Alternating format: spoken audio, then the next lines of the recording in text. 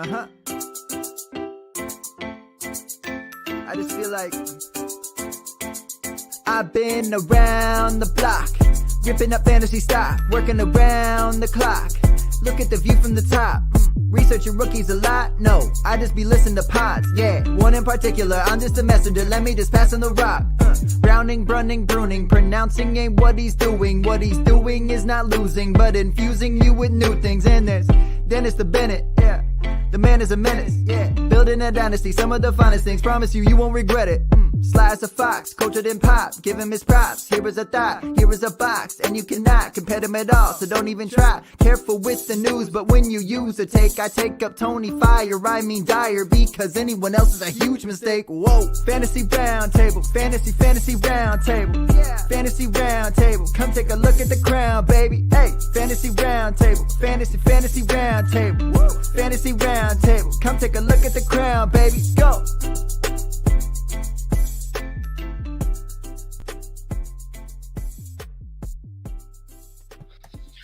What is going on, everybody? We are almost done with week 6, which feels crazy to say. We've got 2 games. One, I believe, is going to start here any minute. And then we have got another good Monday night football game. Matt is here with me. We will be going over all of the games that we saw Sunday on the week 6 slate. Matt, how you doing today? I'm doing pretty good. I feel like, when I was listening to the Friday show, I missed the group therapy session at the beginning for you and Dennis about the busyness of the schedule, but believe me, I felt it. Yeah, it wasn't, I guess it wasn't too bad. It was a fun little episode. We called DeAndre Swift breakout game, so that was fun. I know that worked out good. Talked about that.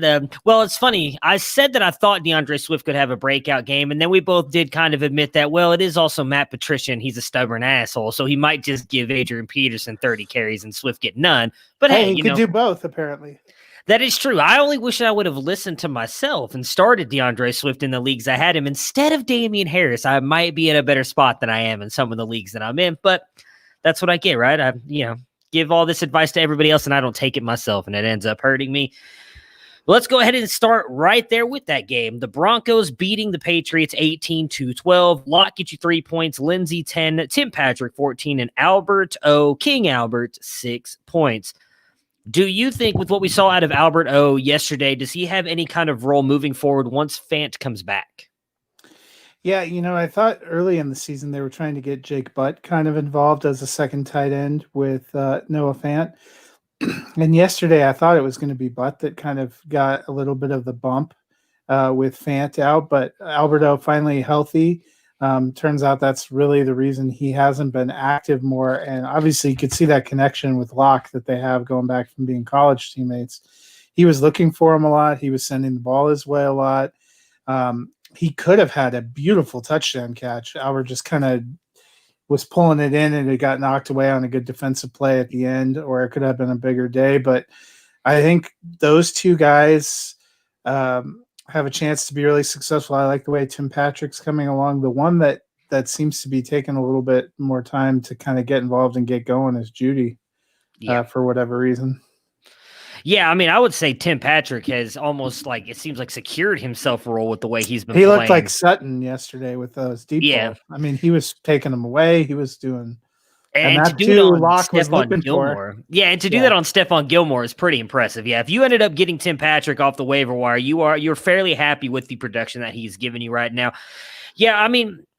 I could see Alberto having some kind of role once Fant comes back, just because really outside of Tim Patrick, with what you just said with Judy, just not he's had a couple good games, but nothing that stands out.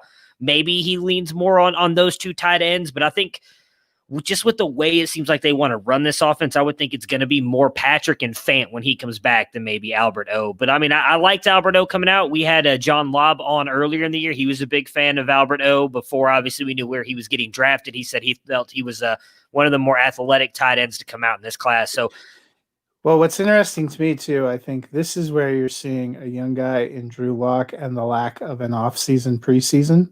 Yeah. Patrick is a guy he played with all of last year and threw a lot to. Fant he played with last year. Albert O he played with in college. He put the guy up in his house. Lindsey and Freeman he played with last year. there's just a seeming difference to me in how comfortable he feels engaging with these players. Judy, not somebody he played with last year, not somebody he got to work with in a normal off season. They're still feeling each other out.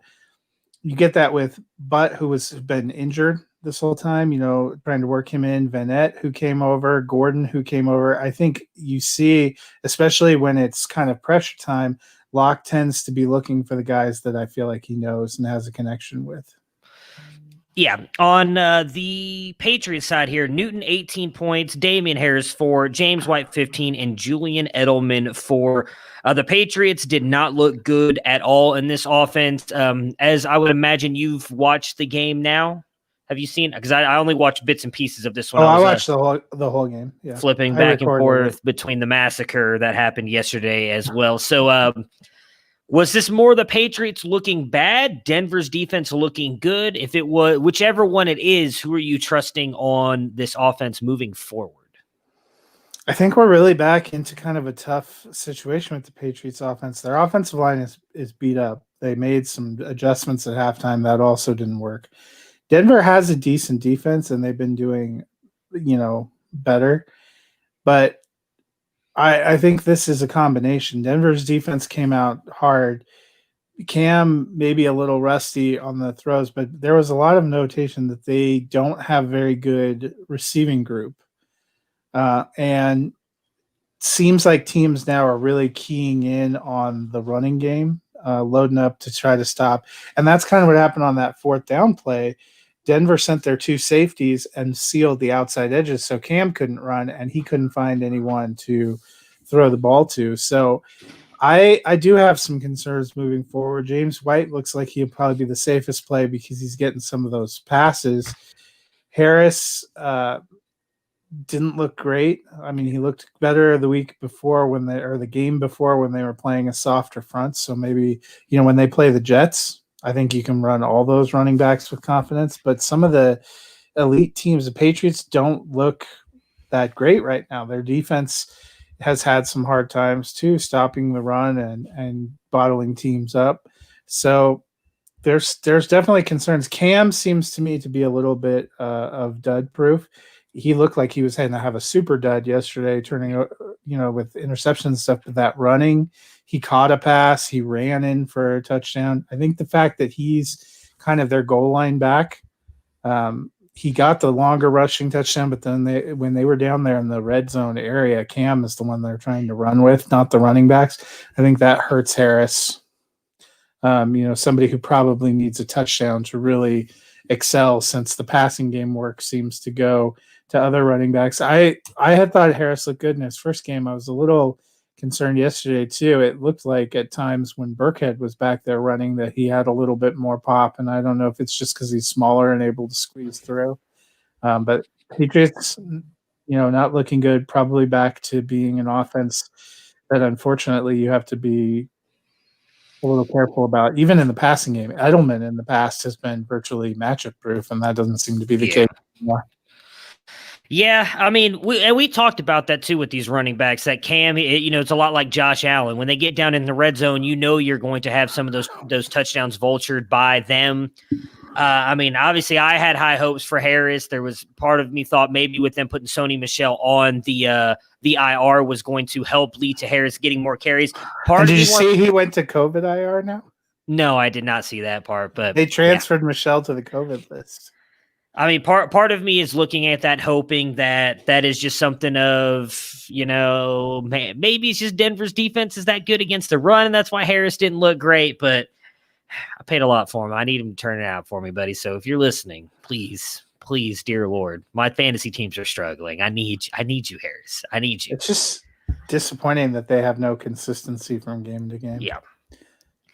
Next up, what turned out to be a really good game, the Texans and the Titans. The Titans win this one 42-36. On Houston's side, Watson 32 points, David Johnson 13 points, Will Fuller 24, Brandon Cooks 21, and Darren Fells 20.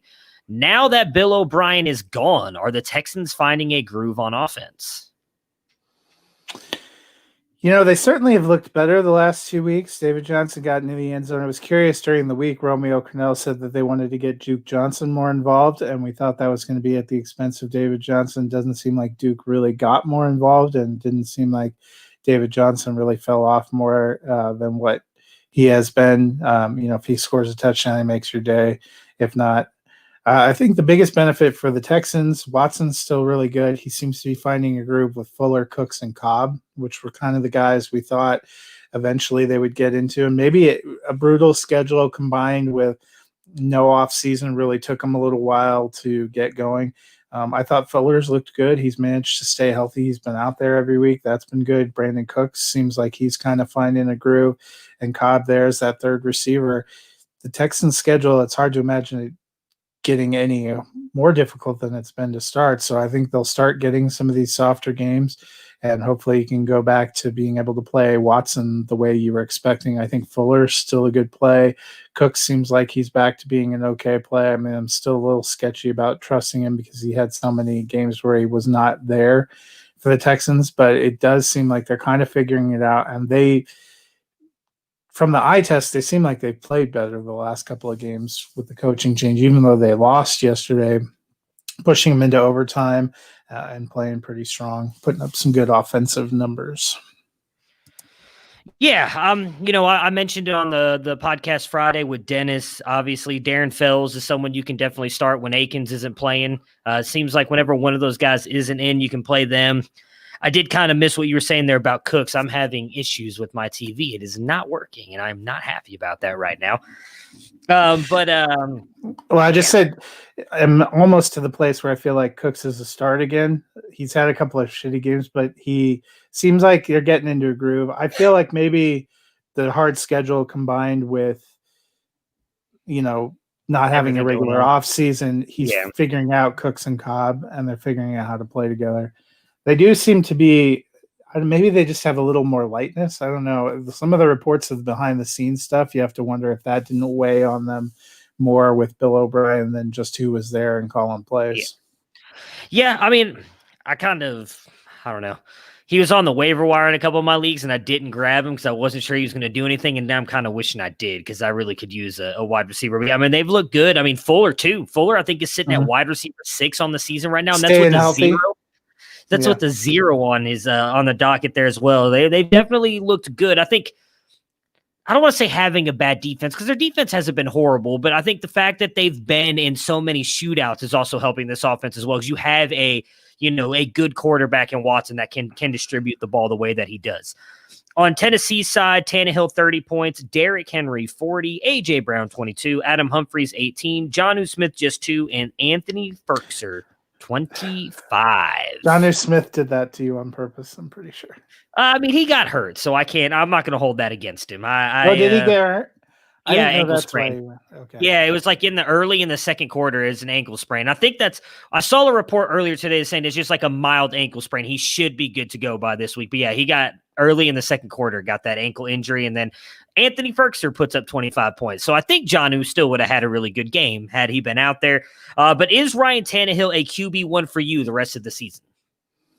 I think so. They're throwing a lot, and Corey Davis came back off COVID IR. I know Corey Davis doesn't make people's heart leap, but I mean, it just gives them another receiver. We've seen what Adam Humphries has done, what Davis has done. Brown looks incredible coming back.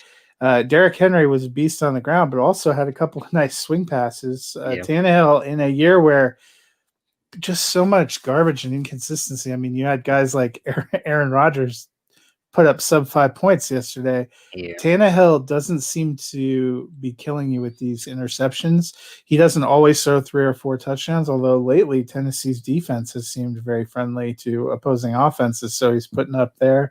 He can run a little bit. I think he has a pretty safe floor.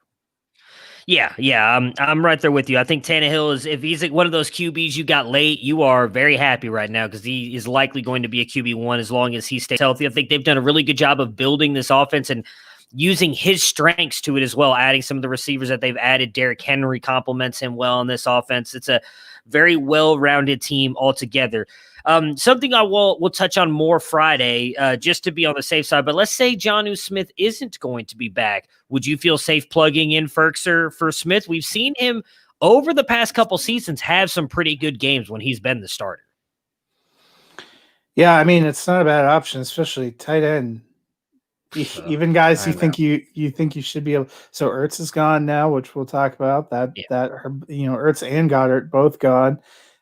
So that's going to blow. Mike Gesicki apparently is not as good as Adam Sheehan, who I'm sure or whoever that other guy was on that team. So I mean, guys that you thought, we don't know how Fant's if he's healthy and what's gonna happen.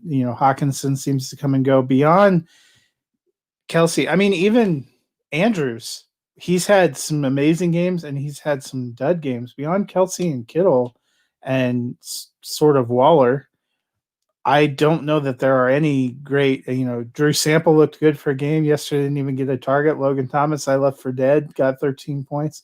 Tight end is a gamble.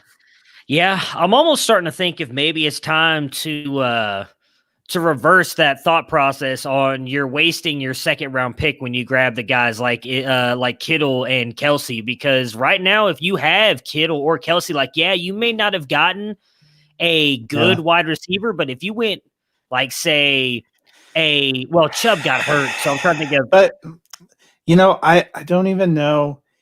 So let's say that the top four pretty much coming into the season were Kelsey, Kittle, Andrews, and Waller.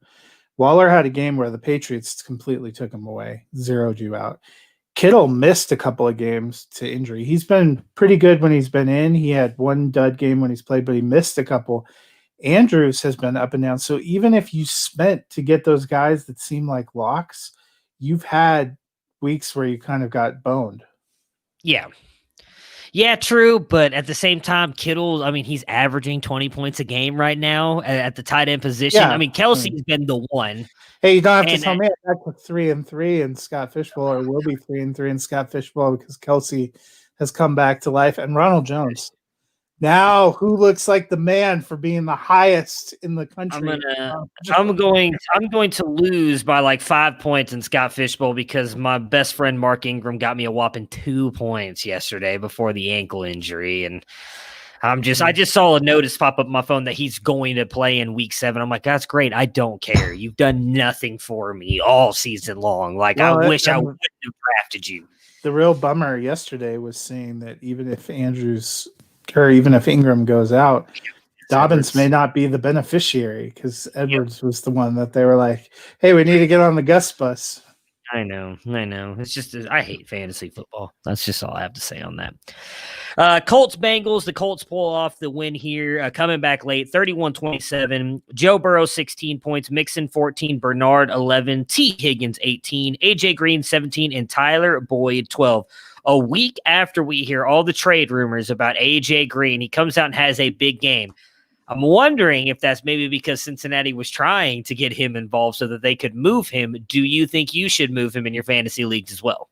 100%. We talked about this. I was waiting for him to have a good game, and this might be as good as it gets. I'm going to put him on the block and see what I can get, because I don't trust a consistent role there going forward. And who knows what happens even if he gets moved, if that works out, if he may not have a ton left, to be honest. Yeah. He's 31. He's had a long history of lower body and leg injuries that caused him to miss quite a bit of time. I think probably the biggest takeaway yesterday was Gio Bernard doing all that he could to make it feel like you have another running back option in case you need to bench Harris. Trust me, I know. Had I just not even made that trade, I'd still have a first round pick, Preston Williams, and I could have played Gio Bernard yesterday, and I would likely win. I still have a shot. I've got to get, what is it again? I think 70 points from, is it 70 points? Here, I don't know.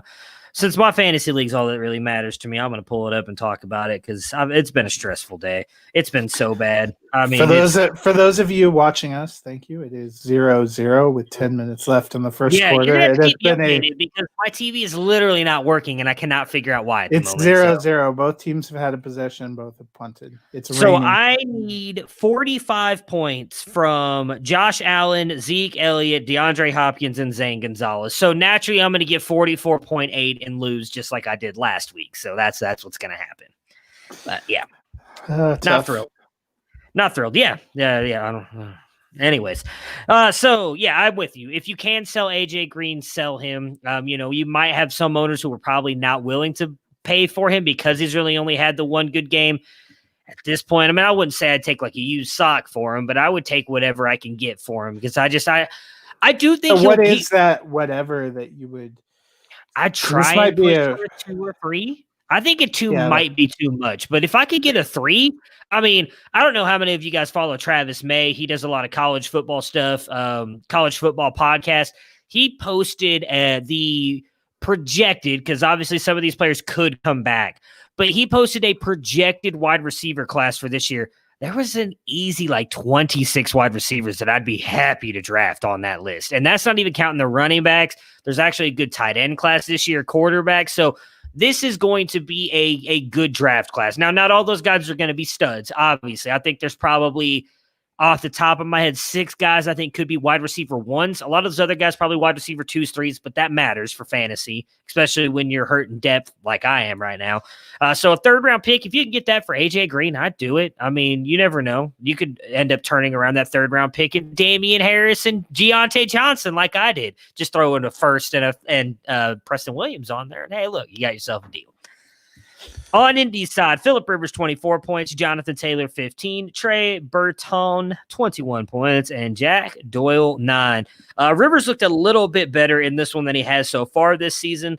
Still nothing from T.Y. Hilton. Is he droppable for you in redraft leagues? Yes, he is. I mean, the fact that T.Y. Hilton was like the 4th most productive receiver on their team in a game where the big thing was Rivers doesn't throw. They're not doing any pass on. It's through for 371. Yeah. He got Pascal. He got Marcus Johnson involved. It's not happening for T.Y. Hilton. He was incredible when he was with Luck. He has not been very effective with any other quarterback there. Maybe he needs a new team or something, but it just... He needs Jacob Eason. That's what he needs. Well, I don't fathom that there's any position where you feel good about playing him. So no, yeah, you don't. Yeah. Oh yeah, I'm with you. In redraft, I think at this point, although I would have said the same thing about Brandon Cooks a couple weeks ago, and then here comes Brandon Cooks. But I don't, with Phillip Rivers at quarterback, I don't necessarily see that kind of bounce back. I guess the other big question would be: this is now like the 2nd week in a row Mo Alley Cox has done absolutely nothing, but we've seen Trey Burton kind of coming on here. Mo Alley Cox was out with an injury. Was he? Okay. Is Burton trending toward a guy you might want to grab as a tight end? Yeah, it certainly seems like Burton's got more appeal than Doyle. Yeah. And Burton may actually end up being, they talked about how they liked Trey Burton. He was going to be so involved. It seemed hard to believe after seeing what we saw with the Bears. But he does seem to be back to kind of where he was with the Eagles. And wasn't Reich the offensive coordinator in Philadelphia when they were? So maybe it's a player he knows and knows how to use and to get what he wants. He was injured to start the season, which was why he wasn't available. But he definitely seems like he might be one of the better passing game options there. Yeah, and I mean, they went to him heavily in that Cleveland game as well. I remember watching that and be like, my God, can anybody stop Trey Burton? So, yeah, I would – if you're hoping to start Mike Gesicki or Hayden Hurst like me, you might as well throw in a guy like Trey Burton too and hope for the best because, my God, that's just further examples of tight end being. Yeah, I know. Because speaking of Hayden Hurst, my best friend there, him and the Falcons won against the Vikings 42-23. Matt Ryan, 31 points. Todd Gurley, 9. Julio Jones came back with a vengeance, 33 points. Calvin Ridley, 18. And Hayden Hurst, 15. The Falcons get back on track in this one and look good with Raheem Morris as the head coach. Do you think that they keep their foot on the gas? And much like we just mentioned with Bill O'Brien, was maybe Dan Quinn the problem with this team? Yeah, so Raheem Morris, I guess, said, we are not putting teams away. We take our foot off the gas, and we've got to just keep our foot down and put games away. And that seemed like what they did. You saw Minnesota trying to come back a little bit. Obviously, not the most stout defense, but the offense looks better. They got their pieces back together. Scoring points hasn't been their problem. They looked really good on the other side of the ball, which I don't know if they finally figured it out or if Minnesota's just that bad. I'm tending toward Minnesota's just that bad because I think Cousins had that kind of performance against Seattle, who we've seen be very generous on defense as well. But, offensively, if they're going to keep throwing, it was a good example that fourth down play, instead of punting or trying a field goal or something, they actually went for it and they threw the ball and got a huge touchdown with Julio Jones. I mean, if that's what they're going to do, that'll be good for fantasy, probably be better for them. But at 1-5, seeing how that division is trending, I think they're pretty far out of playoff contention. Yeah, I mean, I was going to say, too, you're 1-5, so why not? Might as well just do whatever you can to try and win games at this point. Hayden Hurst, thanks, buddy. That's all I have to say to you. Finally give up on him, put him on my bench, and he gets 15 points. Like, I don't even know what to do. Would you even trust Hayden spent all of last week getting his coach fired so he would have a better shot for you, and then you just gave up on him. Well, everybody's giving up on him. Any trust in Hayden Hurst at all anymore? Is this just the Vikings defense? Because, he hasn't been horrible. No, but he hasn't been good either. I mean, let's wait and see when they play some more stout defense. Or he's had a couple of games like this. First of all, I wouldn't say he lit the world on fire. 15 points he did. Is good, but it's, it is what it is. He's had a couple of games that were okay, kind of in this range this season, and then disappeared. We got to see some consistency from Atlanta, period. I was encouraged by Julio Jones because I was one that was a little reserved on Julio Jones going in just because they talked about him being injured preseason. We've seen this linger. We saw the pass offense was having some struggles. It seemed like Ridley was the guy, and all of a sudden Julio Jones back to vintage. I'm number one. Why did you ever doubt me? Yeah. I wouldn't say I'm happy for him. I'm going up against him in that league, so I'm not thrilled that he came back that well. But I am happy for him. I like Julio Jones as a player. On Minnesota's side here, Kirk Cousins 23 points, Alexander Mattison 4, Justin Jefferson 39, Adam Thielen 14, and thank God Irv Smith actually came through with 11 points. I did have to start him in a league. What are we doing? The Vikings. They look bad, and the Falcons' defense is bad. They're one of those defenses we talk about as a get-right game. I don't... Well, and Cousins... 3 interceptions, 3 something's touchdowns. Going on. Well, yeah. And it was the first pass of the game, and post-game, he said, if I continue to play the way I am, I won't finish the season. Yeah. Like, calling himself out. I don't... But they don't really have anybody to replace him with, so that was like... good ownership of your suckage, but not realistic. Are they putting Nate Stanley in? I don't think that's happening. They kind of got to ride or die with him right now, and it looks like they might die and be in line to get a quarterback. You were one that thought that they were going to have some major problems. I thought they would be middle of the pack. They look like they're tending toward more major problems. If you can't win at home against an Atlanta defense that Atlanta looked better yesterday, and maybe the coaching change fired him up a little bit, but Raheem Morris was their defensive coordinator and was, the guy helping put that together. And it had, Minnesota has got some massive problems. And the most disappointing was probably the running back situation, Madison, because I think we all had him as a potential top 5 play. He looked great spelling Cook, and you thought against Atlanta they couldn't run at all. So Kirk Cousins is a problem. He's not their only problem, though. Their line leaves a lot to be desired. They don't look good in any phase of the game. I think you are 100% correct that they might be rethinking that extension. Yeah, That was my biggest thing. I did not think that they were, by the end of this year, they were going to be regretting that Mike Zimmer extension. That's like buying a Porsche on cars.com and having them ship you a Yugo. Yeah, exactly. For me, Madison, I don't think it was a bad call. I think it more became because of how much they had to throw the ball in this one. It just kind of led toward Madison being left behind. I mean, again, it didn't help Kirk Cousins throwing 3 interceptions, allowing Landon to go down and score the way they did. Eventually, you get to the point, much like that other massacre we'll eventually get to here, where you get so far behind, you just can't run the ball anymore. You have to throw because you have to try and get quick scores. I think that's kind of what happened here with Madison. So let me ask you this question, because we're going to get to this team next, but it certainly seems like Washington is in the mood to try to move Haskins. Does Minnesota become a potential landing spot? Because Cousins hasn't seemed to be the answer if you don't like that idea. Oh, no, I was looking at my son. Sorry, he was making a face at me. No, I like Haskins, and I think he can be a starting quarterback.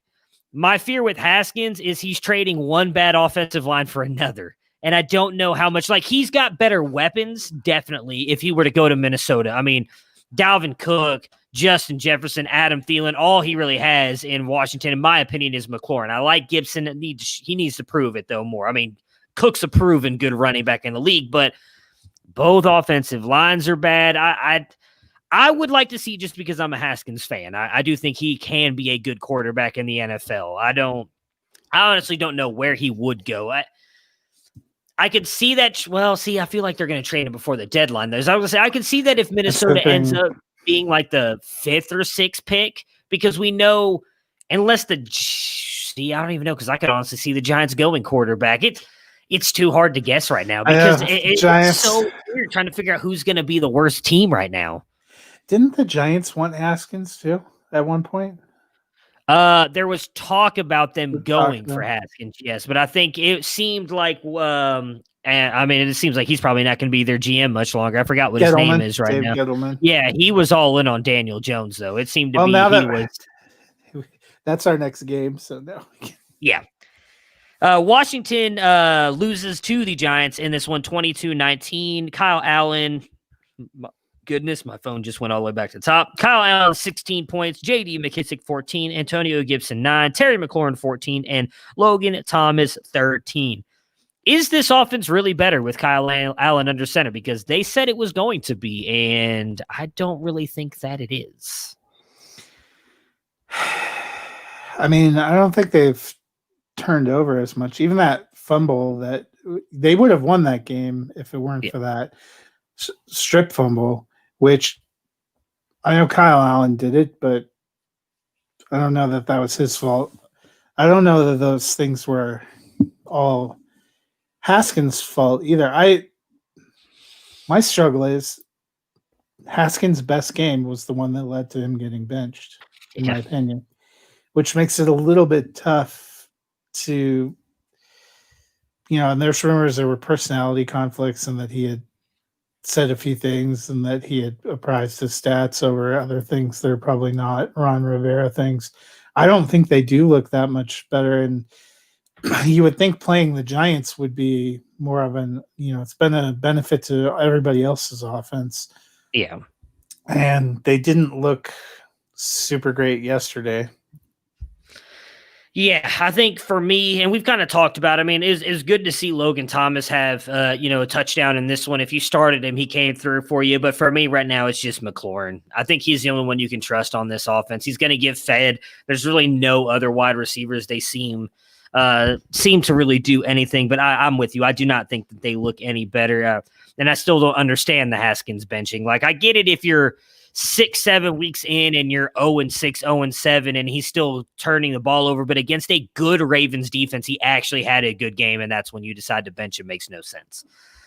On the Giants side, Daniel Jones, 13 points. Devonta Freeman, 6. Darius Slayton, 11. Golden Tate, 2. And Evan Ingram, 5. I mean, Slayton ends up having a good game here, has a nice touchdown, does get a little bit of an ankle sprain, it looked like, after going toward the wall after catching that touchdown. Is there a Giant you feel comfortable starting moving forward? No, I mean, like his good game was just under 12 points. Yeah. I just don't. They're not very consistent. The Giants, both New York teams, are hideous for fantasy. But if I had to pick, I would say Jamison Crowder is the only player in New York that I feel comfortable starting at this point in time. The Giants just, I heard you and Dennis talking about it on Friday. We thought Jones had developed a connection with Slayton last year. It just doesn't seem like that's carried over. There doesn't seem to be any consistency. The play calling is not very good. Ingram and Tate just aren't getting anything done. They're getting nothing out of the running game. Daniel Jones is woefully inconsistent. It's just pretty bad. But I will give you a game update. It is 3-0 Buffalo with 4 minutes and 20 seconds left in the first quarter. The Chiefs lost an offensive lineman, but they were driving. Oh, interesting. God, I really want to be watching this. I don't know why my TV is not working. It's driving me insane. The Chiefs blocked you because they saw the jersey you're wearing. No, it's something. It keeps saying my receiver is not connected to my whole thing, and I have to go through this whole process, and I don't have time to do it right now. It's very frustrating. Like, why now? All of a sudden, is this happening to me? Yeah, I'm with you. I still like Slayton as probably a wide receiver 3. I think, we've talked about it before. If Barkley was still there, I think he had like a wide receiver 2 upside. You're probably going to get him. He's still gotten you even in his bad games, 6 to 8 points. So, I mean, he's getting you points. He's just not getting. I'd more say he's a wide receiver 4. I think with Shepard coming back, that could boost him up a little bit because he's not going to get, like, right now, he's the only player they have to worry about covering. Where if Shepard comes back, that might help him a little bit. I mean, I don't know. I like Slayton. I'm going to keep believing in him, probably mostly too because I have to, because I own him in a couple places and I need him to come through for me.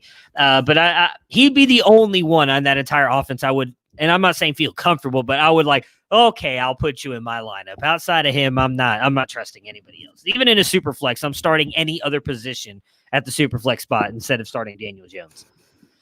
Travis Kelce just got a touchdown, 7-3. Well, I'm assuming the extra point, but Ravens, Eagles here, 30-28 for the Ravens. Lamar Jackson, 28 points. Lamar Jackson. Gus Edwards, 8. Marquise Hollywood Brown. We need to stop calling him Hollywood, by the way, because he does nothing. Marquise Brown, 9 points. Nick Boyle, 12. Mark Andrews, 4. Actually, can we call him like Marquise Fresno Brown or something? Yeah, we should. Like a shittier California city. He doesn't deserve the Hollywood moniker there. Ingram gets hurt. It does seem like Gus Edwards is going to be the guy, not J.K. Dobbins. There was a notice while we were recording earlier saying that it looks like Ingram is going to be good to go for week 7. If he is not, is Gus Edwards the guy that you're playing? I mean, I'm still on the train of I'm not playing any of them because we haven't seen consistency in volume. About Edwards, if you take away the touchdown he got, not much of a distinguishing factor between him and Ingram and Dobbins. They're all like 2 to 5 points. I don't know that that's really enough. So you're banking on touchdowns. If Ingram's out, I guess Edwards probably has the best chance of touchdowns, but legitimately the best chance of a rushing touchdown is Lamar Jackson. Yeah, I know. Because that 60-yarder that he took when I was playing against Lamar Jackson in a couple places really pissed me off. Really, but sometimes you get a good game from Marquise Bakersfield Brown. We got it. What's the worst city or the most disappointing city? We got to think. California. We'll stick with California. We have some time to think about it, but I don't know. I really don't know California that way. I probably could just like type it in my phone, and be like, what's the worst city in California? I'll do that here as we're talking about the Eagles. Carson Wentz gets 29 points. Miles Sanders 12. Mr. Fulgham. I always forget his first name. Is it Troy? Travis. Why do I always want to call him Troy Fulgham for some reason? Travis Fulgham, 19 points, and Zach Ertz 7. Ertz injured and is likely going to miss a couple weeks. I believe it was 3 in what I saw earlier. 3 to 4. Sanders is going to be out Thursday for sure. No other real update that I saw, so might be out even longer than that. Who's playing Thursday? Is it Philadelphia? I don't remember. Eagle, I think it is the Giants, yeah. Oh, my God. I mentioned last week we need to pick up Travis Troy Fulgham, and you said you needed to see it for a couple more games. He's had 3 good games now. Is it time to buy into Mr. Travis Troy Fulgham? I'm also a hypocrite because apparently I picked him up in 3 or 4 leagues, and I actually started him in a couple of places because of desperation. I was like, no, I knew this was going to happen. No, I'm just kidding. Yeah, this actually marks 3 games in a row because he had one before last week, obviously super explosive, but it looked like he had a good week the week before too. When I was going back and looking at things, they literally have nothing. Deshaun Jackson practices every week and gets ruled out by injury. Same with Jeffrey. I have not heard any reports about Rager being anywhere close. They obviously have no tight ends. I was going to look. Goddard's been on IR for a couple of weeks now. I was wondering if he was getting closer. I believe there was talks that he might be able to come back by next week or the week after. So he might be someone we'll be able to talk about tomorrow as a waiver wire. The only downside of Fulgham is going to be literally he's probably going to get whoever the Giants have that they consider their best. And I was reading yesterday's game, they managed to find Bradbury and put him on McLaren and take him away. That's probably what's going to happen to Fulgham, but he does seem like there's some kind of a connection. And no Miles Sanders, no Ertz, no Goddard, no receivers. Carson Wentz is probably asking, why are you doing it? Well, Rodgers wasn't even the best tight end yesterday. It was Jason Kroom. That's true. So, I mean, that's going to be a hot mess bowl in a matchup where the Eagles finally play a softer defense, and having no offensive line may not matter as much. Also, Fox has got to be considering whether they dump that game to FS1 and just pull like a baseball game up for Thursday Night Football. So we got Clear Lake, Adelanto, Commerce. I think San Bernardino. That's probably the best one in my opinion. But these are all also the worst crime rated places in California. That's all that pops up when I say worst places to live in California.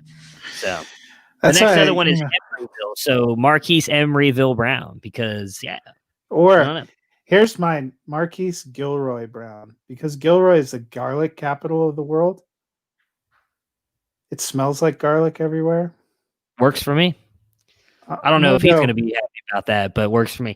On Fulgham, I still think you can play him. I mean, the biggest thing is going to be is they're going to have to throw the ball to somebody, and Wentz was doing it yesterday too against a good Baltimore team. They were still forcing him the ball. It didn't look pretty at times, but he was still making some plays. Gets the touchdown. He ends up coming through for you at this point. I think there's nobody else. I mean, he made Greg Ward viable last year. So we said the same thing. I would go Fulgham and be pretty safe, or feel at least decent about it. Did you see the report that just came out?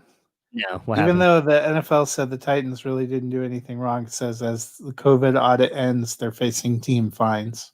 No. How can you both do nothing wrong and face team fines? Because it's the NFL and they don't do anything right. That's how. So Bears Panthers, right? That's what we're on next. I really don't want to talk about this other game. We don't have to. So we're right. New York Giants at Philadelphia Eagles is the Thursday night game, and I cannot imagine a sadder matchup. That's all right. It just means I get to go to bed early Thursday night, which is fine by me. Steelers blow out the Browns in this one, 38-7. Baker Mayfield is at -5 points, because I wouldn't doubt that it's -5 points. But no, he just gets you five. He got you five whopping points for Baker. Hey, interception maker.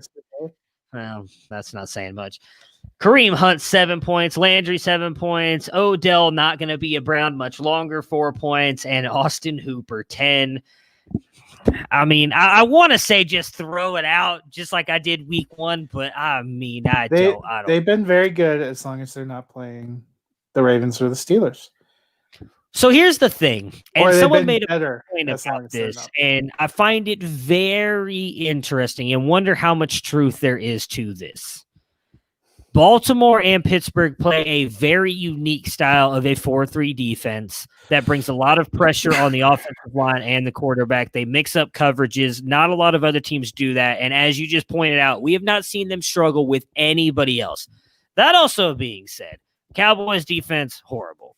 Now, I do think Washington and Indies are decent, not great. I think they're probably more middle of the pack, both of them.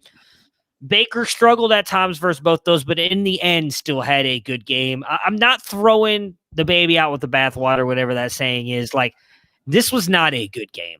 It was bad. Baker looked bad. I mean, I don't know what they're going to do with Odell. It looked like kind of a couple years ago, Odell with the throwing fits on the sideline and everything. He threw his shoes off, was walking around in socks before the game was even over. I thought maybe they pulled him, but then if you go and look at the field, if you go back and look at it, Jarvis Landry was still out on the field. So did they pull Odell? Did Odell pull himself? There's going to be a lot of talk about that this week. Yeah, they showed shots of him sitting over there kind of with Baker after he got pulled. Yeah, I don't know. I didn't see this. Baker got pulled because they were worried about him getting hurt. Baker got pulled because of his injury. It had nothing to do with his performance. Now, granted, you could tell me it was for his performance, and I still wouldn't disagree with you. But I wouldn't say it's totally not his performance, but at some point in time, you live to fight another day. If you know you're right. not going to win, you're not going to subject. Might as well let Case Keenum get. And Case Keenum did not start a quarterback controversy. No, he did not. He did not look any better. Well, no, that's my point. Is there was a lot of talk when it happened that they pulled Baker because he's looked bad. No, they talked about it. They talked about pulling him even the drive before that, and then he took another big hit. And at that point, they were already down 31-7. It was like 7 minutes left in the fourth quarter. We saw that yesterday with Aaron Rodgers. We saw it the week before with Buffalo. And now, granted, there was only like a minute left on the clock, but there's no point in sending your player out there. The game is over. Because they knew you only needed 3 points from Josh Allen. The game's over. There's no point. Baker was, did Baker play good? No, he did not. But Baker was taking some shots in that game. I mean, there was some points where he was just getting nailed by defenders in the back, front, the offensive line. That was the worst game the offensive line has played. All in all, I am saying I'm not going to take much away from this game. I will say at the end of the year, I believe it's week 14 that they play the Baltimore Ravens. So the week before the playoff, hit all your Browns. Don't play them. I know why they're saying Mark Ingram won't miss a game. The Ravens are on a bye week. In week 7. They come back against Pittsburgh week 8. Gotcha. That makes sense. But yeah, so I'm not reading too much into it. Baker's not getting benched. Don't go out there and pick up Case Keenum. I am honestly a little bit worried that Odell might get traded. But outside of that, it's one of those things where it was a really bad game. You're still 4-2. You're still tracking to be in the playoffs. It hurts from a division standpoint and a seeding standpoint, but Oakland doesn't look like an easy win anymore. Cincinnati this week doesn't look like an easy win anymore. There's a lot of games that we all viewed as these are games that Cleveland should win that don't look that way anymore. So, yeah, I mean, here's my thing. I said this on Friday's podcast with Dennis. I did pick the Browns to win because I can never not pick them, and it's going to kill me. But I said on the podcast Friday, I honestly, I do think that they're going to lose the game. But there's no such thing as a moral victory. But if they prove that they can play Pittsburgh tough, it'll make me believe more in this team. They didn't do that at all. Like, the score is not, and I hate to say this because I said the same thing about the Baltimore game. The score is not indicative of what the game looked like. Pittsburgh controlled the game for the most part, but the Browns defense played with Pittsburgh. Big Ben did not put up good stats. All in all, this team, they actually stopped for the most part Pittsburgh. Pittsburgh on third down looked bad. They had a couple broken plays that scored them touchdowns. All in all, the Browns defense played great. But the Steelers defense against the Browns offense made that. Mike Tomlin said it best, and I agree with him 100%. We played like the varsity team out there. They played like the JV team, and he is dead right. The Browns offense looked horrible. I don't want to say the defense did. I got to give credit to the defense. I thought the defense played phenomenal yesterday with the turnovers Baker gave them, and they kept limiting them to field goals. Kept putting him in bad positions, still kept limiting him to field goals. 2 broken plays get him touchdowns. They scored 14 points on turnovers. All in all, the defense played good. The Browns offense is shit right now. I need them to correct it against Cincinnati. And it's probably not going to happen. On Pittsburgh's side, Big Ben, 10 points. James Conner, 17. Juju, just 2. Chase Claypool, 18. James Washington, 16 points. If you listen to Mr. Fox here and you grab Chase Claypool instead of Laviska Shenault off the waiver wires, which I hope you did, because, Laviska didn't do nothing this week. Is Claypool the best wide receiver for the Steelers now? Because I personally do not think so. I think it's still Deontay Johnson. If you go back and look at the snap shares and targets before Johnson got hurt last week, Johnson was still the guy. I do think Claypool has clearly asserted himself more than Washington and Juju, which is very surprising to me on the Juju side. But I think it's Claypool, Johnson moving forward. Yeah, I think I like Claypool the best because they're manufacturing touches and this is the second consecutive week he's gotten a rushing touchdown. Even when Johnson's going good, we haven't really seen that from Deontay Johnson. That happened last week, though. Or was it? Yeah. Was it last week that he got hurt? The reason he got hurt was because of the same play that Claypool almost scored, or that scored on this week with the rushing touchdown. It was an end-around play to Johnson, but he got hit in the backfield by 2 defenders, one in the front and one in the back. And I think that's what ended up hurting his back, because that's right when he came out. They've got him some. That's where, I get Chase Claypool has been amazing, and I have no doubt that I think I legit think he surpassed what happened. It was a big pass to Diggs, and I thought he was going to hit the goalpost. Oh, that bad? Damn it, Josh Allen. No, he didn't quite catch it, but he was so... I guess it's not as bad as it looked like from the reverse, but from the side angle, I was like, is he going to go face first into the bottom of the touchdown pylon with a guy on his back? I think from what Claypool showed the past couple of weeks, and if you go and look at the targets and everything, Juju got 4 targets in the game. So I think Claypool has clearly surpassed those 2. But I honestly think with the way they use Johnson hasn't produced like Claypool. I'll say it that way. But if you go and look from game 1 to when he got hurt, he was leading the team in targets with everything. So I still think if Johnson comes back, which they already had their bye, so they played this week, right? This was supposed to be their bye week. I think if Johnson comes back, I still think he's going to be the guy, but Claypool is worth starting every single week now because of not even just them manufacturing touches for him, his size, speed combination makes him a deadly weapon for Pittsburgh. Yeah, we'll have to see when Johnson comes back. It just, to me, it seems like they like what they have in Claypool and they're going to him. I was going to look at their game splits. Let's see. So Claypool has had 3 games with 15 or more points. 2 of them were the last 2, and he had Deontay Johnson. I think he's only had the one good game. Week 2, when Claypool also had a good game, he had 23 points.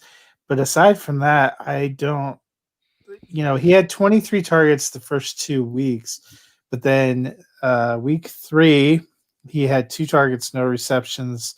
Week 5, he got injured. No, week 5 is when he got knocked out. No, that was last week. No, week 3, he got the concussion. He got knocked out in the middle, the first drive of the game. So then why are they... No, against Philadelphia, he got knocked out. So which game was that, week 4? That was week 5. We just did week 5. This is week 6. Yeah, he didn't play this week. He was out because of the back injury. That's what I'm saying. In week 3, he only had 2 targets and no receptions against Houston. He didn't come out. He got the concussion. That's the one he got the concussion. Okay.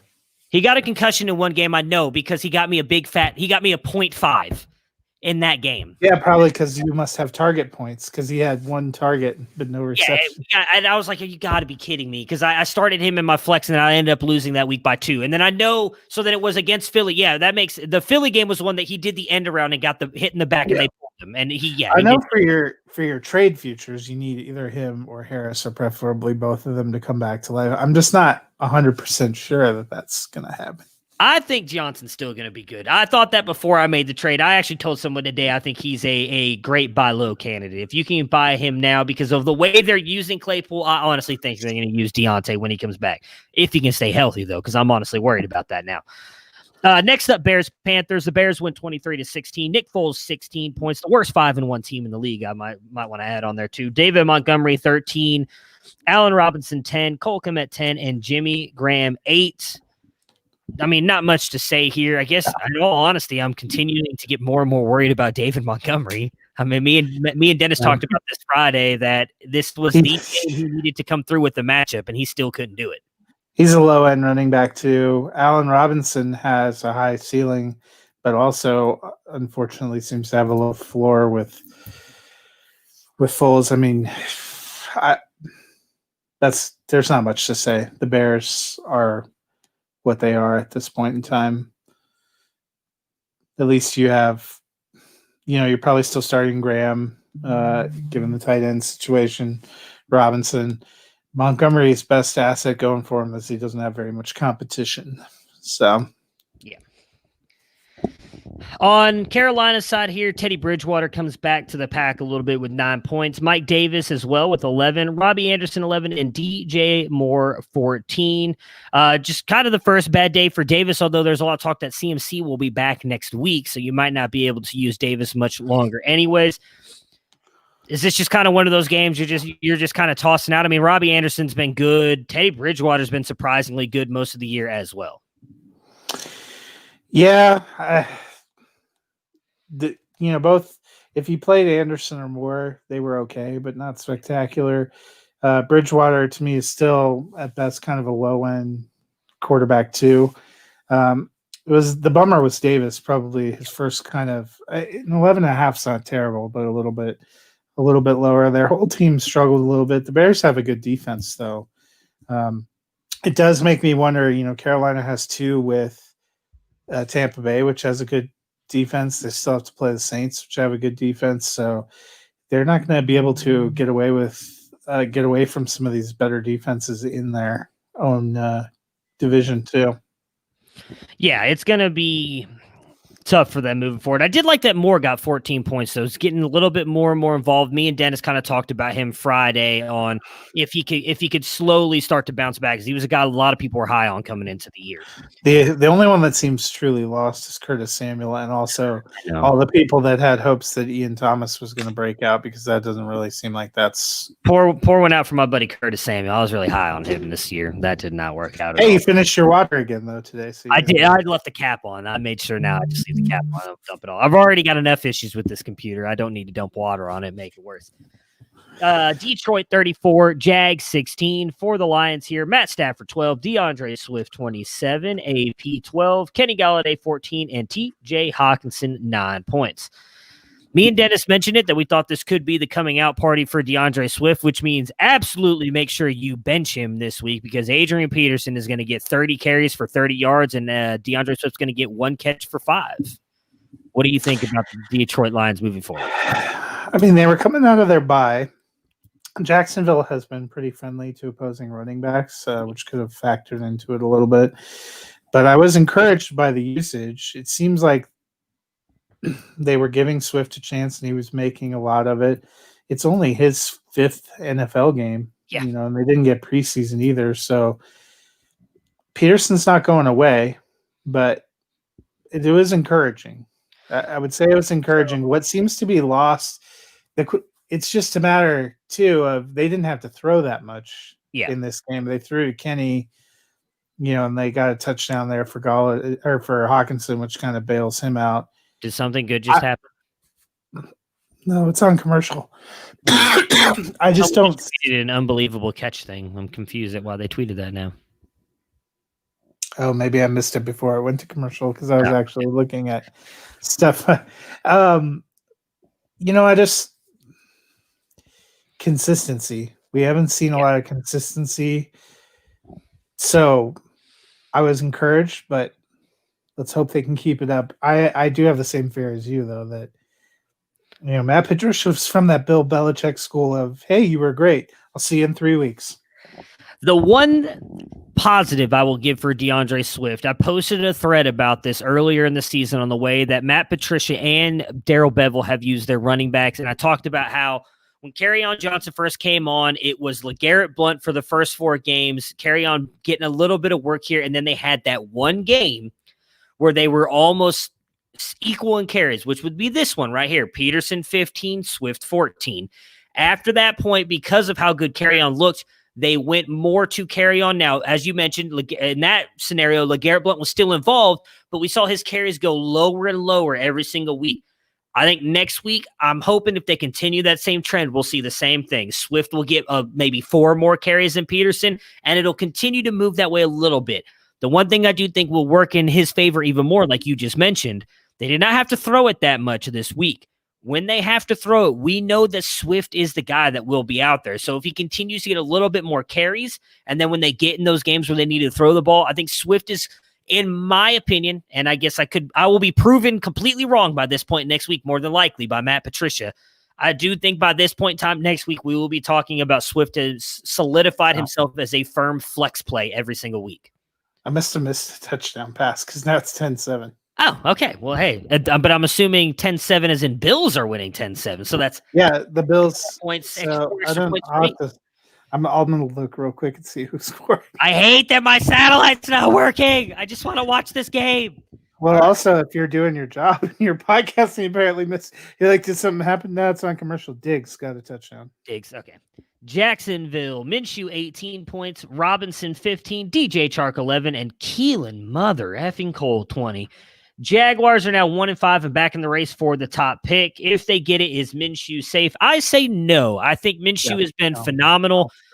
But, I mean, Trevor Lawrence and Justin Fields are, like, transcendent prospects. I don't think Minshew's doing anything to lose him job outside of some of the picks he's throwing now. But, I mean, there was talk earlier today that Marrone might be fired at some point in time this week. I just don't see how they're going to – yeah. My thought is, with the Gase and Marrone thing, I don't think they're there next year. But honestly, at this point in time, those teams are pretty cleared out. I would think they're playing for high draft picks. Keeping the coach you have might be the best. I mean, Adam Gase's quote today was incredible. They asked him if he was giving up play calling, and he said that would be step 10. We're only on step 2 now. Yeah. What the actual step 1 must have been cutting Le'Veon Bell to make sure that he was not there. I don't know. But, I think whether it's Jets, Giants, I think you have to throw Atlanta, Jacksonville, Minnesota at this point. Those probably teams that seem to be closest to trending toward the number 1 pick at this point in time. Yeah. If I was any of them, I'd probably take Trevor Lawrence. Because honestly, you get there. We've seen even established guys like Matt Ryan not exactly get a vote of confidence from his owner where they've already fired a coach. Kirk Cousins gave himself a vote of no confidence yesterday. Minshew's been fine. They could potentially trade him to somebody who wants to grab him. They could keep him as, a fun backup. Yeah. He's not been terrible, but I don't think he hasn't been a difference maker, I guess. Yeah, he's not what Lawrence or Fields could be, and possibly even Lance. I mean, he's a good quarterback. He's not a great quarterback. And when you have a chance to take one of those great quarterbacks, you don't take Baker Mayfield, you take Josh Allen, and look where the Browns would be right now. That's all I'm saying. I'm just kidding, Baker. If you ever watch this, I still love you. I'm not giving up on you just yet, but I'm getting close. Not going to lie. I'm getting close. Hey, at the end of this game, it's very possible that Baker and Josh Allen have the same record, so he might. I mean, this season. Yeah. Not overall. Josh Allen's been phenomenal. Dolphins 24, Jets 0. Joe Flacco 5 points. Frank Gore 11. LaMichael P. Ryan 5. Jamison Crowder 11 and Brashad Perriman 10. Are you playing anybody moving forward? And I also don't know if you just saw the Bell news, but if you're a CEH owner, you are now dancing for joy. The report has just come out that the Chiefs have come out and said they did not sign Bell to be their starter. Their starter is already on the team. So I guess CEH is somewhat safe. Still think Bell is going to eat into that more than people wanted to, but that's just what was reported. Anyways, Jets. Yeah, well, since they need CEH to play tonight, I would tell him he's still the starter too. Next week, you can tell him to the bench. That would be fine too. Crowder, That's it. I think I mentioned this earlier. Crowder from both New York teams is probably the one that I feel the best about because he's getting targets, and at least in PPR. If you were in standard, I don't know that you want any of the Jets, but PPR, Crowder seems to be the most stable. Yeah, I mean, I'm still trying to move him in a league right now. My team is just it's not gonna win me anything. And someone offered me a first and a second for him, and I think I'm gonna take it because that's a lot for Crowder too. I mean, well, he's like I like Crowder pride, he's contending and undefeated, and I think he wants to have that. He has no depth outside of his starters, so I think he's looking for depth. And I mean, it's going to be the 12th pick. I mean, he won the league last year, so I imagine he's going to do it again. I mean, I thought Michael Pirine looked okay. He's a guy that I've talked about the past couple of weeks. Maybe a worthwhile grab to stash on your bench, depending on how deep your bench is, especially if you need running back help. I mean, he was right there with Gore, I think, in carries. What was it, 11-7? Yeah. So I mean, and Pirine was out there for more snaps. Yeah, I mean, he was looking okay. The one bad thing for him is this Jets offense is just god awful. So I mean, there's only so much he's going to be able to do, but he might be someone that's a worthwhile, like I said, stash on your bench if you need a running back, because I think he could end up getting the starting job. And I just don't think Bell was the problem with the New York Jets running game. Oh, no, I agree with you. He wasn't. So it's going to be tough for, either of those guys to do, especially, man, I mean, behind Joe Flacco, they're definitely not lining up. And the Jets don't have, I like Crowder fine, but he's that kind of under and slot receiver. Maybe if Mims ever can be healthy enough to be active on a game day, come back. You'll get something that can stretch the field. But right now, you don't have a great offensive line, and you don't have any reason for the defense to be playing 10 yards off either. Yeah. On Miami's side here, Fitzpatrick, 16 points, Gaskin, 16, Devontae Parker, 6, Preston Williams, 9, Mike Gesicki, that big fat 0, and Adam Shaheen, 14. It was cool to see Tua out there. He got a couple plays, and that one, I'm sure everybody's seen the picture now of him sitting out on the field after the game was over, FaceTiming his parents. That was pretty cool to see. Miami is actually a contender at the moment with Fitzpatrick, who has been looking good. Do you think that we will see Tua at all anymore this season? In mop-up roles, I think, or maybe at the very end, if the Dolphins are tracking to a 7-9 season, they've been better than I thought they were going to be. They're playing really well with Fitzpatrick, actually, and their division seems normal. They're above the Patriots in the standings. They are actually in a contention with 7 playoffs. If you can be at or above 500, you can be in the quest. We thought, some of these 7 seed teams are going to be 9 and 7 teams. So I think from that standpoint, they wanted to redshirt him if they could, and there isn't like the compelling. Cincinnati cleared the decks, so you knew Burrow was going to go in. Tyrod, an unfortunate injury, and once you put Justin Herbert in, there's no reason to take him out. Miami's actually, ironically, in a better situation than that. They don't need to play him. It was cool to see him out there, get his feet wet. I think they talked about it a little bit. They would like to find these opportunities to get him a few snaps where there's not a lot of pressure so that he can kind of build into it. CEH just had a nice run, but there's a flag, so I'll see if it stands. But we probably will see him. I was on Kansas City, so goodbye touchdown. I think we will probably see him at times. I just don't think, until we get deep in the season, unless Miami goes on just a horrific bottoming out, that we will see him. Yeah, I mean, I thoroughly surprised by Miami and Fitzpatrick. I don't see any reason to go to Tua while he's playing the way that he is. I mean, you might as well just keep the offense rolling. Are you worried at all about Mike Gesicki? I mean, obviously, I made the jokes about it earlier. Adam Shaheen, and I should have looked. I forgot. 2 weeks in a row because Shaheen got Gesicki got quite a bit of yardage last week, but Shaheen actually got a touchdown. Yeah. And early on, I was a little nervous. Oh, and instead of CEH, we just get Travis Kelce again. And Smythe, I don't know his first name, is the other tight end who also. I think it's Patrick Smythe. It says D Smythe. I don't know who. Oh, Let me see. Derek Damian, David, Durham Smythe. There we go. That's the actual name, Durham Smythe. Yeah. He was the other tight end. Travis Kelce just got another touchdown. I took it you were playing against him. I am not, thankfully. Was trying to trade for him, though. Doesn't look like that's going to happen. No, 14-10 now. So I did a little research into this, and Mike Gesicki was out there on the field actually more than Shaheen and Smythe, but for some reason was just not getting anything. And if you look at it, really Shaheen and Smythe only got their work down in the red zone. So I don't know if it's one of those things where they just pulled Gesicki out because he got tired or what as they got down toward the red zone, and then it just happened because there was the one. It was the play action pass. I heard that they found out that you played Gesicki, and they were like, "True," because they really like are Hayden Hurst truthers, and they were mad at you for that decision. So I can't. Brian Flores was like, "Screw that guy! I'm taking his tight end off the field." So I don't know. Sorry, I was crying because you said that. No, so Gesicki. He did have one of his targets did come in the end zone. It was a play action pass that Ryan Fitzpatrick threw over his head. So he like just almost missed catching it. I was watching that and I got all pissed off. And then of course a play later, I see a big white tight end catching the ball in the end zone. I was like, let's go. And nope, it was Adam Shaheen. And I was well, and you know what's interesting though? So Miami obviously made the trade to get Adam Shaheen, and we tended to kind of blow that off in the offseason. But we are seeing him getting involved and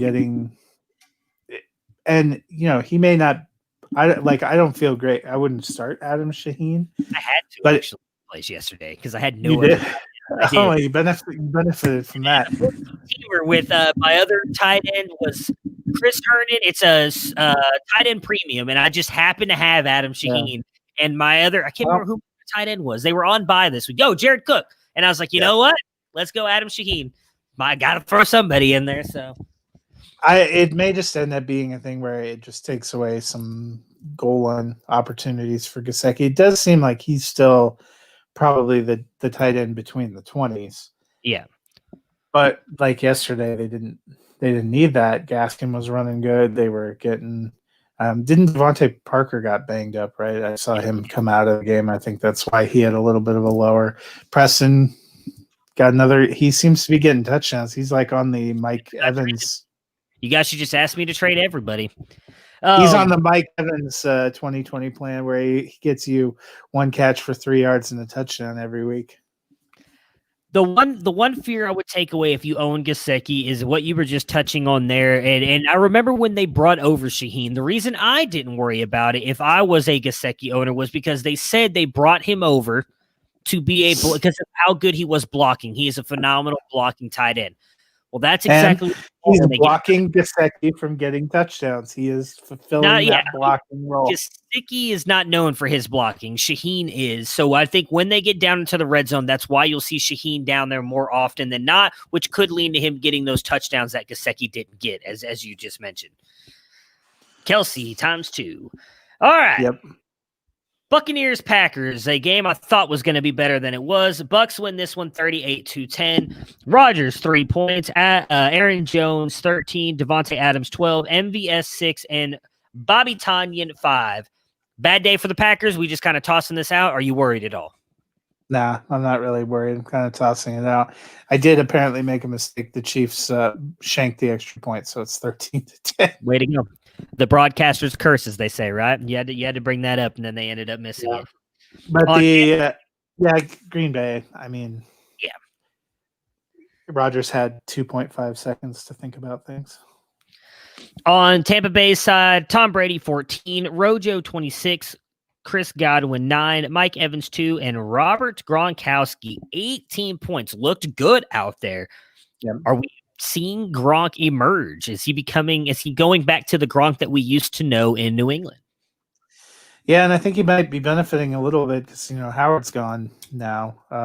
And while Brady is a decent receiver and we saw Brady use him, I think Gronkowski has a different skill set. Part of the reason we always thought OJ Howard had a different skill set would be better than Brady. And he has chemistry with him.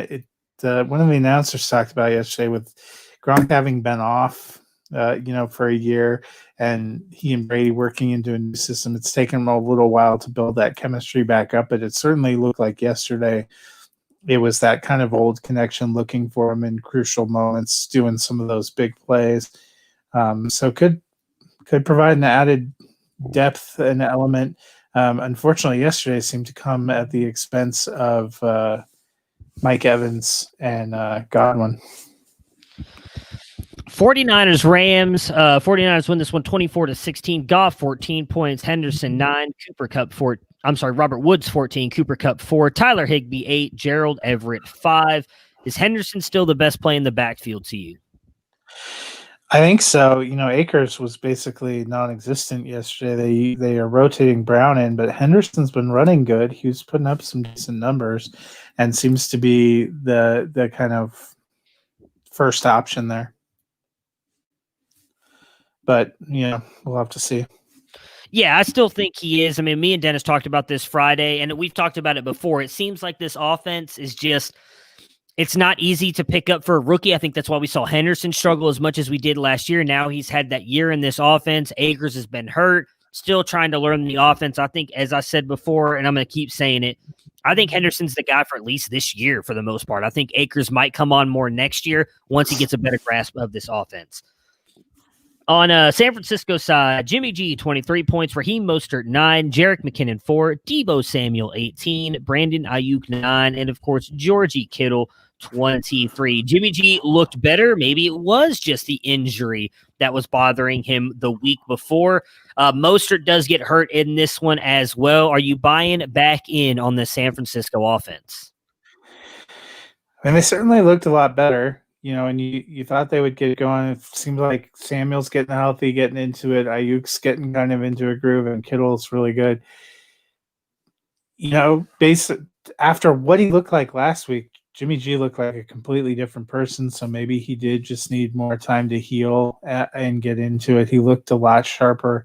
It's been interesting to me the last couple of weeks too. Their running game's been real uneven. I know Mostert was going good before he got hurt, but we have seen McKinnon basically fall way back to earth, to the point where I wonder, when Tevin Coleman comes back available, does he end up taking his role back? Oh man, good old Tevin Coleman. He's another guy. Scott Fishbowl. Also, do something. It was interesting to me. It had been Jeff Wilson kind of as the next man up.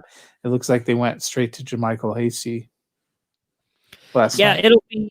I haven't seen. Have you seen anything on how long Mostert might be out? I thought they were saying that he tried to. I know he tried to come back in and they couldn't. I would imagine with him trying to come back in, he likely won't be out. Maybe a week. I would think he'll be fine. Yeah, it's just a bummer because we finally get him back going good, because I feel like he missed 2 games after week 2. Yes, he did. Let's see if they have anything posted. All right. Well, while Matt is doing that, I will start running the rundown here for the show. We will be back tomorrow. We will recap the Bills and Chiefs and the Cowboys and Cardinals game. And it then says an ankle injury. Okay. So no timetable. No real timetable. I would guess we'll get somewhere probably closer into the week. Ankle doesn't seem that great. I think it was knee last time. Yeah. So yeah, but I guess we'll find out more. Yeah, probably Tuesday or Wednesday. We will be back tomorrow again we're recapping the 2 games. We'll talk waiver wire targets as well. If you have anybody going tonight, I hope they pull off the win for you. I'm predicting 2 touchdowns at least for Travis Kelce and 1 touchdown at least for Diggs in this game, in this first Monday night game. Sounds like a safe bet. Bold predictions. I hope they come through for you. Now I need my biggest thing, and I don't think it's going to happen. I need Zeke Elliott to outscore Kenyon Drake by 11 points tonight. I don't feel like that's going to happen. So that should happen easily. Except for that Dallas defense is one of the worst against the run as well. So I need Kenyon Drake to get hurt. I don't know. I don't feel great about it. I don't know. With Edmonds and Kyler Murray, Hey, yeah, from your lips to God's ears, I'm hoping because I need this win. I need to go to 3-3. I cannot go to 2-4. I cannot do it. It's going to make me very mad. I'm breaking stuff over here. All right. We will be dang, I forgot my freaking thing doesn't work. We will be back tomorrow and enjoy the games. We'll talk to you guys later.